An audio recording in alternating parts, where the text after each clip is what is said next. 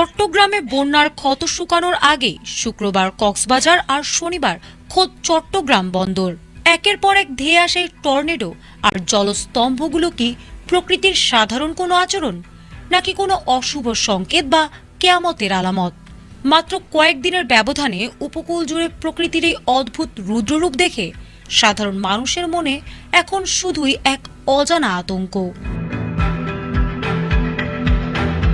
ঘটনার শুরু গত শুক্রবার জুমার নামাজের ঠিক পরপরই আকাশ ভেঙে বৃষ্টি নামার মুহূর্তে কক্সবাজারের লাবণী ও সুগন্ধা পয়েন্টে হঠাৎ আঘাত হানে 3 থেকে 5 মিনিটের একটি মিনি টর্নেডো।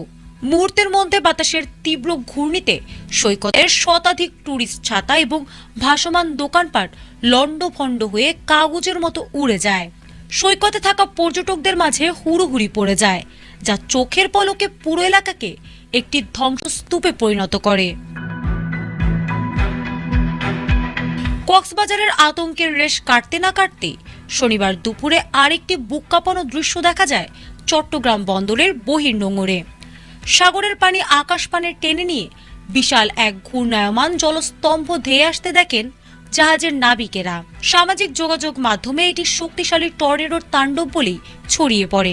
তবে স্বস্তির বিষয় হলো এটি সাগরের বুকেই মিলিয়ে যায়, ফলে বন্দরের কোনো ক্ষয়ক্ষতি না হলেও সাগরে থাকা ছোট বড় জাহাজের নাবিকদের মনে চরম ভীতি তৈরি হয়।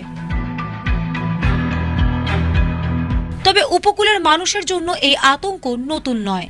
চলতি জুলাই মাসের শুরুতে পুরো চট্টগ্রাম যখন স্মরণকালের ভয়াবহ বন্যায় ভাসছিল, ঠিক তখনই গত 9 জুলাই সকাল 11:30টায় চট্টগ্রামের দ্বীপ উপজেলা সন্দ্বীপের মগধারা ইউনিয়নে আঘাত এনেছিল এক শক্তিশালী টর্নেডো।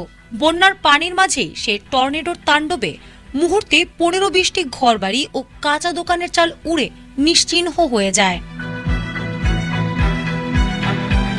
বন্যার পানির সাথে আকাশের এই প্রলয়ঙ্কারী রূপ দেখে ধর্মপ্রাণ মানুষেরা একে শেষ জামানার লক্ষণ বা আল্লাহর গজব হিসেবে দেখছেন।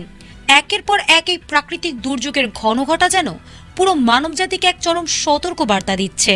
প্রকৃতি কি তবে বড় কোনো মহাপ্রলয়ের দিকে ইশারা করছে?